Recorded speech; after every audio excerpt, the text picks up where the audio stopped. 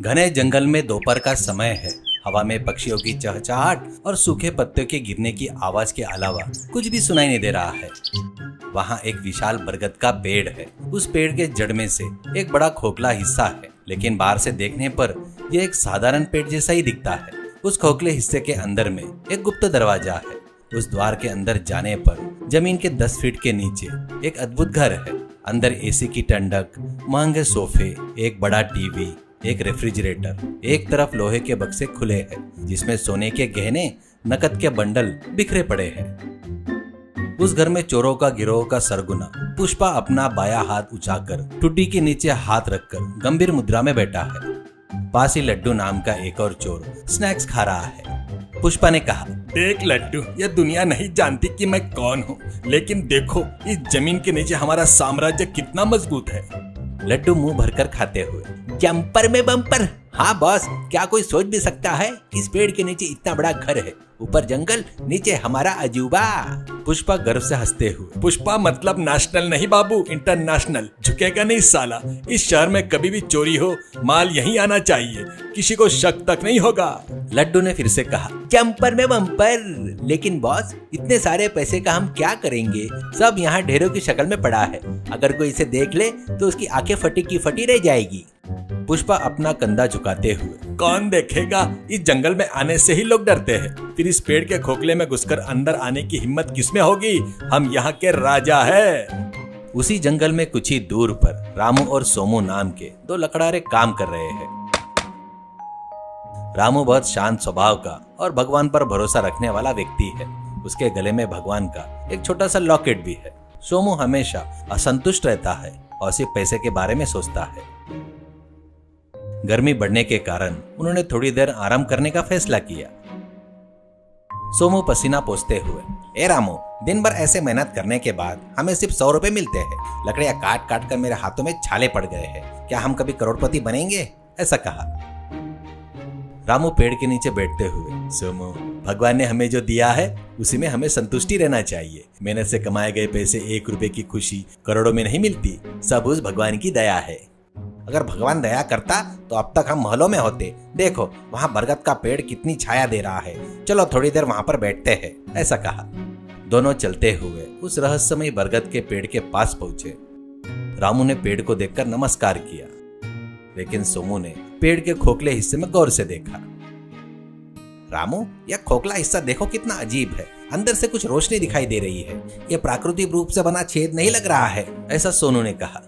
रामू रोकते हुए, नहीं सोमू, जंगल में ऐसी अजीब चीजें के चक्कर में नहीं पड़नी चाहिए। चलो हम घर चलते हैं। लेकिन सोमू ने बात नहीं मानी और अंदर झांका। उसे नीचे जाने वाली सीढ़ियां दिखाई दी। वो आश्चर्यचकित होकर अंदर चला गया। रामू भी डरते डरते उसके पीछे गया। अंदर जाते ही दोनों की बोलती बंद हो गई। जमीन के नीचे इतना बड़ा एसी घर, टीवी और सफेद सोफे देखकर सोनू की आंखें फटी रह गई। सबसे बढ़कर वहां पड़े सोने और पैसों को ढेरों को देखकर वो पागल सा हो गया। कमरा चोरी के सामान से भरा था। उस वक्त घर में कोई नहीं था। चोर बाहर गए हुए थे। सोमू चिल्लाते हुए, रामू, देखा क्या? सच है, इतना सोना, इतना पैसा। अब हमें लकड़ियां काटने की जरूरत नहीं। भगवान ने हमें खजाना दिया है। रामू घबराकर, सोमू, यह भगवान का दिया खजाना नहीं, यह चोरी का माल लग रहा है। देखो इन गहने पर नाम लिखे हैं। ये किसी के चोरी का अड्डा है। हमें तुरंत यहाँ से चले जाना चाहिए। सोनू एक कोने में हार उठाकर देखते हुए, चले जाना? अरे पागल हो क्या? जब इतना कुछ मिल रहा है तो कौन छोड़ेगा? मैं ये सारा पैसा ले लूंगा। सोमू रोकते हुए, नहीं सोमू, यह पाप है। अगर हम इसे लेते हैं तो यह मत समझना कि किसी को पता नहीं चलेगा। पाप हमेशा पीछा करता है। अगर तुम्हें अपनी जरूरतें पूरी करनी है तो थोड़ा बहुत ले लो, लेकिन लालच मत करो। यहाँ पर दोबारा आना जोखिम में डालने जैसा है। सोमू ने रामू की बात नहीं सुनी। उसने अपने थैले में नोटों की गड्डियां और सोनू के बिस्किट डाल लिए। रामू ने डरते हुए अपनी जरूरत के हिसाब से बहुत कम मात्रा में धन लिया। चल रामू, अब हमारी चांदी ही चांदी है, सोनू खुशी से कहता है। सोमू सीढ़ियां चढ़कर ऊपर आ गया। रामू मन ही मन भगवान से प्रार्थना करते हुए बाहर निकला। कुछ समय बाद चोर, पुष्पा और लड्डू वापस अपने भूमिगत घर पहुंचे। अंदर आते ही पुष्पा ने ठुड्डी के नीचे हाथ रखा। पुष्पा के साम्राज्य में सब शांत है, ऐसा कहा। लड्डू सोफे पर बैठते हुए, जंपर में बम्पर। बॉस वहाँ देखिए, पैसों की गड्डियाँ कम लग रही है। ऐसा लग रहा है जैसे किसी ने सोने को भी छुआ है। पुष्पा ने तुरंत उग्र रूप धारण कर लिया और अपना कंधा तेजी से उचकाया। क्या कहा? मेरे किले में घुसकर मेरे माल पर हाथ डाला? कौन है वो? इंटरनेशनल पुष्पा का खौफ नहीं है क्या? लड्डू पूरे कमरे की तलाशी लेते हुए, बॉस यहाँ जमीन पर किसी के मिट्टी वाले पैरों के निशान है। ये पक्का उन लकड़हारों के निशान होंगे। पुष्पा गुस्से में कांपते हुए, जो कोई भी हो, अगर पुष्पा की नजर में आ गया तो बचेगा नहीं। मैं उसे खत्म कर दूंगा। मेरे गुप्त घर का राज जानने वाला जिंदा नहीं रहना चाहिए। लड्डू कांपते हुए, अरे जंपर में बम्पर। हाँ बॉस, वो फिर आ सकते हैं, हमें पहरा देना होगा। पुष्पा अपनी दाढ़ी सहलाते हुए, उन्हें आना ही होगा। लालच इंसान को दोबारा यहाँ खींच लाएगा। तब मैं उन्हें अपनी फिल्म दिखाऊंगा। कुछ दिन बीत गए। रामू ने अपने लाए हुए थोड़े से पैसों से अपना पुराना कर्जा चुकता किया और शांति से लकड़ियां काटकर अपना जीवन बिताने लगा। रामू ने उस पेड़ की ओर जाना छोड़ दिया, लेकिन सोमू की स्थिति अलग थी। उसने नए कपड़े खरीदे, विलासित से घूमने लगा, लेकिन उसका लालच और भी बढ़ गया। सोमू रामू के पास आता है। रामू, उस दिन जो पैसे लाए थे ना, वो खत्म होने वाले हैं। चलो फिर से उस पेड़ के पास चलते हैं, वहाँ अभी भी बहुत कुछ है। रामू लकड़ी काटते हुए, सोमू मैंने मना किया था ना, हमारे पास जो है उसी में खुश रहेंगे। अगर उन चोरों ने तुम्हें पकड़ लिया तो वो तुम्हें मार डालेंगे। पैसे से ज्यादा जान कीमती होती है। सोनू मजाक उड़ाते हुए हंसता है। तुम्हें हमेशा इस ईश्वर की भक्ति और डर के अलावा कुछ नहीं पता। मैं जा रहा हूँ, मैं अपनी किस्मत को जरूर आजमाऊंगा। वे चोर हमेशा नहीं रहते हैं, वे बाहर चोरियां करने जाते हैं। रामू मिन्नतें करते हुए, नहीं सोमू, वहाँ मौत का ठिकाना है, मत जाओ। पर सोनू ने एक ना सुनी। पैसे हो तो तभी दुनिया में इज्जत मिलती है, तुम्हारे जैसे व्यक्ति को ये समझ में नहीं आएगा। ऐसा कहकर सोनू अकेला ही उस बरगद के पेड़ की ओर निकल पड़ा। रामू ने आह भरी और अपने काम में लग गया। सोमू चुपके से बरगद के पेड़ के पास पहुंचा। यह सुनिश्चित करने के बाद ही आसपास कोई नहीं है, धीरे से उस खोखले रास्ते में घुस गया। वह अंधेरी सीढ़ियां उतरकर अंडरग्राउंड हाउस में दाखिल हुआ। अंदर एसी की आवाज के अलावा कुछ सुनाई नहीं दे रहा था। सोमू लालच में सोने के बक्से के पास गया। अरे वाह, ये सब मेरा है, इस बार मैं सब कुछ लेकर जाऊंगा। वो अपने थैले में गहने भरने लगा। तभी अचानक लाइटें जल गई। सोमू चौंक कर पीछे मुड़ा। वहां पुष्पा अपना कंधा उचकाकर टुड्डी नीचे हाथ रखे खड़ा था। बगल में लड्डू बड़ी लाठी पकड़े था। पुष्पा ने गंभीर स्वर में कहा, पुष्पा मतलब नेशनल नहीं इंटरनेशनल है, झुकूंगा नहीं। मेरे ही घर में चोरी, तुम्हारी इतनी हिम्मत। सोमू कांपने लगा। साहब मुझे माफ कर दीजिए, मुझे पता नहीं था।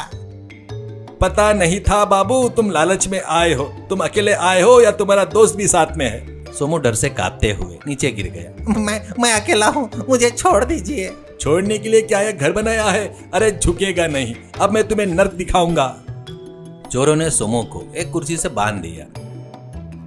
लड्डू ने अपने फ्रिज में से ठंडा पानी की बोतल निकाली और पीते हुए कहा, जंपर में बम्पर। बॉस, इसका क्या करे? अगर पुलिस के हवाले किया तो हमारा राज बाहर आ जाएगा, इसलिए इसे यहीं दफना देते हैं। सोमू रोते हुए, नहीं मालिक, मेरे घर वालों का क्या होगा? मैंने गलती की है, मुझे रामू की बात मान लेनी चाहिए थी। पुष्पा सोमू के करीब आता है। रामू कौन है? क्या वह भी उस दिन आया था? उसे भी पकड़ना होगा, लेकिन पहले तुम्हारा काम तमाम करूंगा मैं। पुष्पा ने एक चाकू निकाला और सोमू के चेहरे के पास रखा। सोनू ने आंखें बंद करके अपनी गलती को याद करने लगा। अंडरग्राउंड हाउस का माहौल बहुत तनावपूर्ण था। लड्डू ने कहा, बॉस जल्दी मत कीजिए, इसे पूछ लेते हैं कि इसने और कहां पैसा छुपाया है। पुष्पा गुस्से में, मुझे पैसों की जरूरत नहीं है। मेरे साम्राज्य में आया हुआ दुश्मन जिंदा नहीं रहना चाहिए, झुकेगा नहीं। तभी ऊपर से कोई जोरदार आवाज सुनाई दी। ऐसा लगा जैसा कोई दरवाजा तोड़ रहा है। दोनों चोर चौंक कर ऊपर देखने लगे।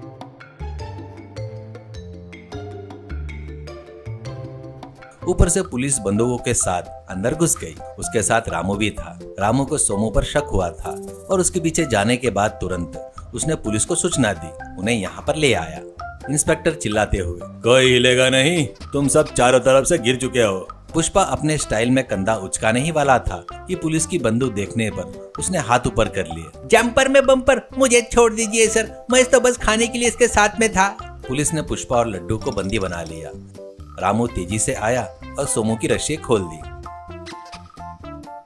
सोमू ने रामू को पकड़ लिया और रोने लगा। मुझे माफ कर दे रामू, तुम्हारी बात न मानकर मैं लालच में आकर अपनी जान गंवाने ही वाला था। तुम मेरे रक्षक हो। रामू शांति से। सोमू, अब तो समझ गए ना, गलत तरीके से आई दौलत हमेशा मुसीबत ही लाती है। ईश्वर ने तुम्हें बचा लिया है। इंस्पेक्टर रामू के पास आए। रामू, इस खतरनाक चोर गिरोह को पकड़ने में तुम्हारी मदद हम कभी नहीं भूलेंगे। सरकार ने तुम्हारे लिए नकद इनाम की घोषणा की है। ऐसा कहा। कुछ दिनों बाद जंगल में फिर से शांति छा गई। उस अंडरग्राउंड हाउस को पुलिस ने सील कर दिया।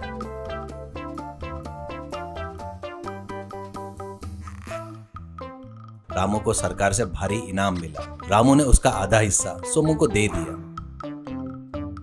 सोमू हैरान हो गया। रामू, ये तुम्हारी मेहनत है, तुम्हारी बहादुरी का इनाम है, तुम मुझे क्यों दे रहे हो? मैंने तो लालच में गलती की थी ना।